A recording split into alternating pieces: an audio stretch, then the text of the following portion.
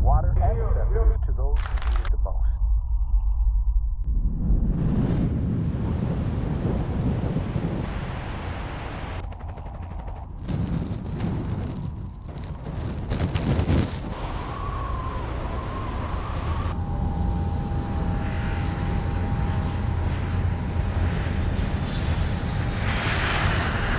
There's the book I'm currently working on right now is I'm really breaking down the difference between a leader and an influencer. And we live in a space, you own a clothing company. How important is influencer marketing? So sick of the word. Right? I hate the word. I hate it. I really wonder, people say it jokingly, but I really wonder if when you ask kids what they want to be when they grow up, if they're saying influencer. And YouTuber. Those two things. Influencer and YouTuber.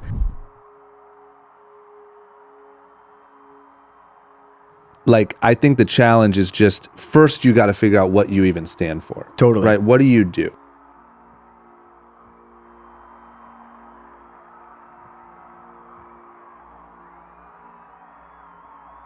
I started speaking and created a fan page, and then Instagram happened. It wasn't even if you wanted to. You felt like you had to blow up on Instagram to make it all work, was a real feeling I had.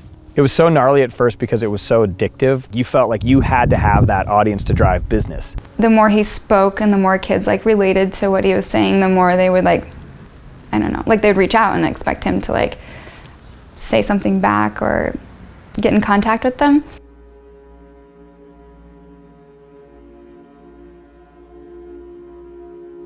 Every time he had downtime, that's what he was doing. He was like on his phone trying to like keep up with all of it and respond and like meet those expectations.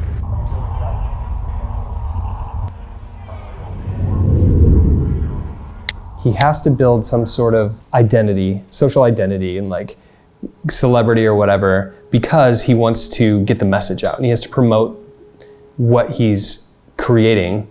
And there are very few people I've seen who don't screw that part up, where you start out because you want to do good and then you get caught in the trappings of celebrity or money or fame or whatever it is, and you forget about that cause. Mike has always been really intentional about telling me, if you ever see me doing that, call me out. And I know that nothing concerns him more really is than like not being about what he says he's about.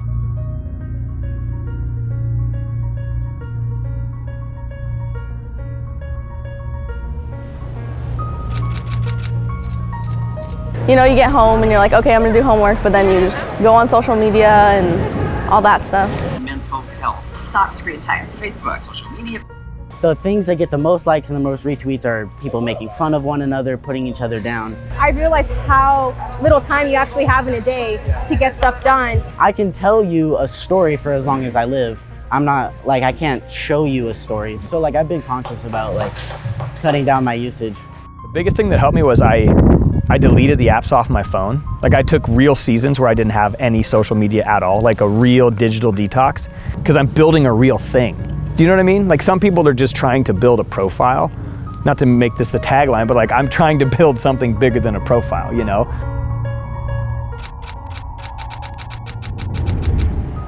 And so like I'm trying to use Instagram and social media to be like, stop looking and just go do something that matters, you know?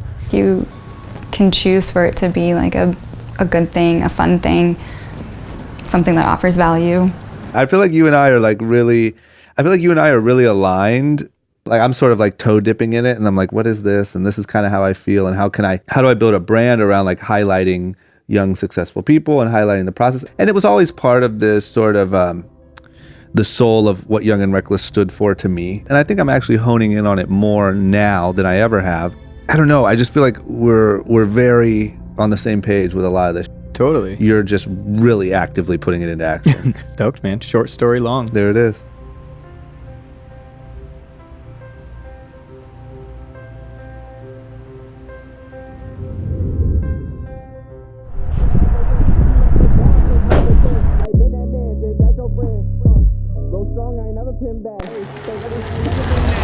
so dope, you ain't never did that. Heat that, mix that, just to get a fitted cat. Hey, bounce back like a spring on the map. Pyrex, heat crack, you ain't never seen that. You ain't never had guns, and I really mean that. Hut 1, hut 2, get your head clean back. I ain't never been a fiend, that's a faction. I made it off the jam, I ain't never going back. Flipping money with no hands, but you learning in the trap. While you pressing out your pants, when you really on the map. You be fighting with your mans, you ain't even in the cat. I just hit it with my friends, you ain't even into that. I just busted with my mans, but you feeling what I'm back. I ain't never been a fan, I ain't hearing none of that. It's about time I talk, my flow so sick. You guys, I literally sent an email out yesterday talking about how I don't want to be distracted and I don't want to be a distraction. Those are things that I don't want to do. I'm posting less. I've deleted all the apps off my phone. I'm tired of paying attention to what everybody else is doing. I'm just going to keep doing my thing.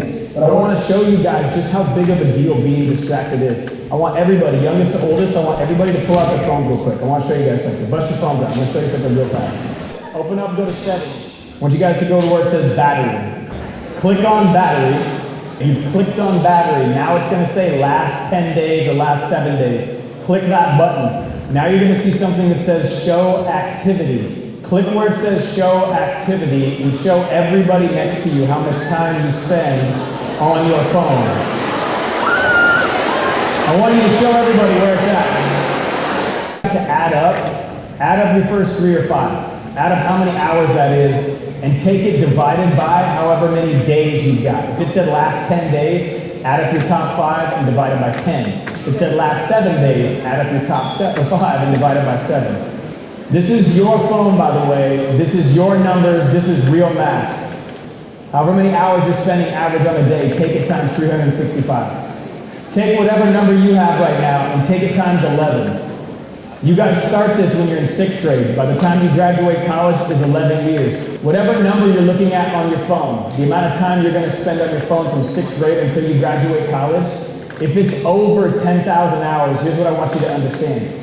It takes 10,000 hours dedicated to your craft to become an expert at something. So many of you guys have spent all of your time. We've spent 5 hours a day, 8 hours a day, 3 hours a day, watching other people live their life. We never went and created the thing for ourselves. So many of you guys need to look at how much time you're spending being distracted because that's what's stopping you from going out and doing the things that you're passionate about.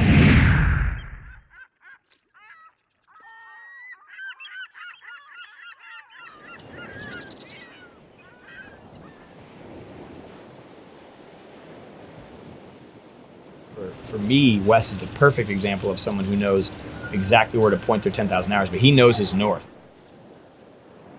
For Wes, it's I'm going to put 10,000 hours into figuring out who I am and how I interact with the world. Yeah. Yes. Good to see you. Black Suburban.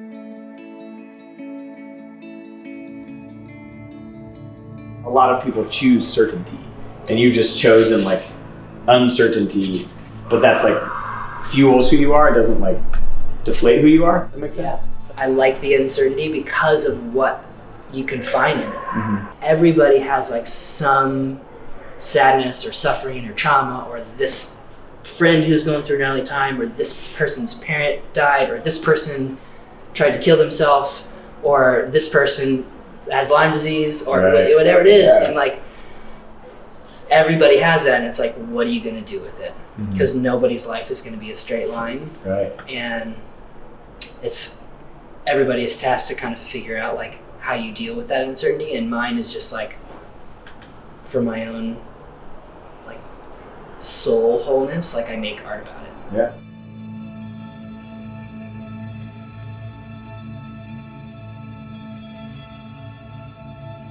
But it's like in those moments where you push yourself, it's like sucks, or it's hard, or it's weird, or it's different, or unexpected. Yeah. That's when you like, I didn't know that about me. I've never been here before. Well, that, It's like, it's not about test scores, grades, right, wrong. It's about like you chase you. I was always in this spot. I was like, if I don't try art, I'm gonna question it for the rest of my life. For sure. You probably do still feel that way about like things that you know you. There's like the checklist in your head that you still want to get to. I still think I could be in the NBA. I gave that up. I'm still trying.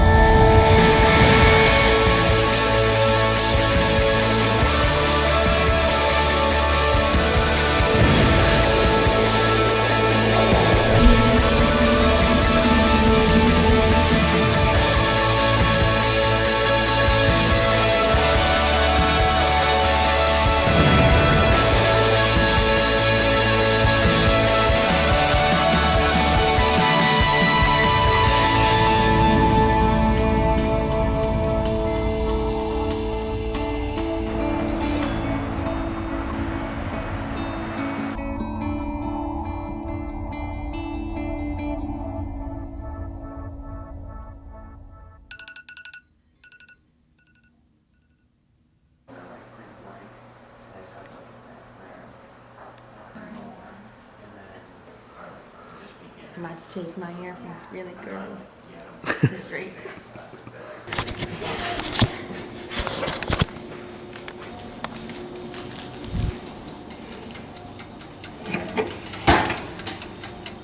This isn't heating up at all. I think it's quite good.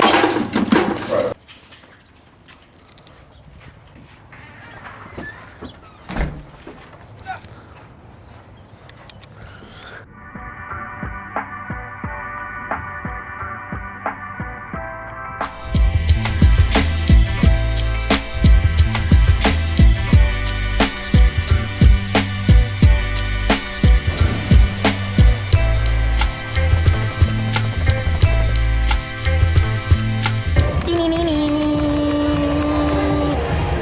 And we're starting at what time? 9:30? 9:15? 9:15. Bless you. Never start on time, ever. I'm not on time. Thank you. Favorite part of the tour stop, the people walking in dancing is so amazing. I also like whenever the kids are in their breakout groups, they're genuinely going, okay, these are the things that we have in our school that we feel are missing and that we want, or that these people need to be celebrated. And they're like debating and talking about it, and people are fighting, because I like that, because you know they care. Keep in mind, like when you're talking to like administration or teachers, whatever, they're thinking long term. Because if you're like, we have so many ideas, y'all teachers are gonna be like, oh. We have a sport day on the last day, and it's like beach theme or like summer, like beach. So yeah, it's like beach party type thing, and everyone does it. Yeah, y'all got some good stuff. Cool. I want to see it. I can like vividly see that like this is good stuff. Like we're trying to figure out people. We're trying to figure out how people can work together. We're trying to figure out how people are starting things. We're trying to, I don't know, like it's all like to help people.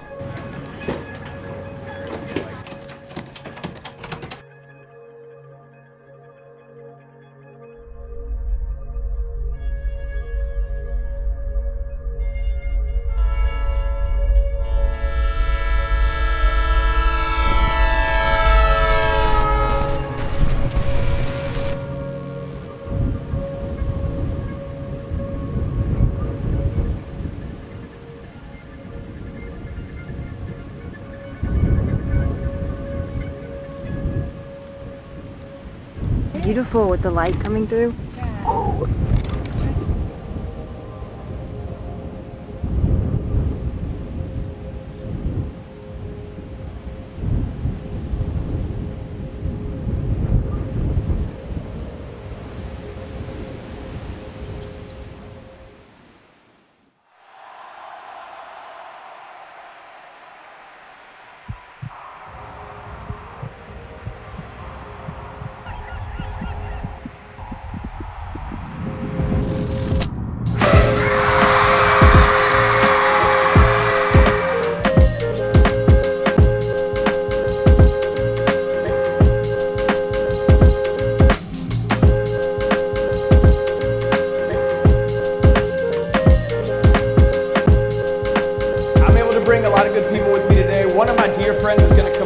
You guys, Bakersfield, will you put your hands together for PC real quick for me?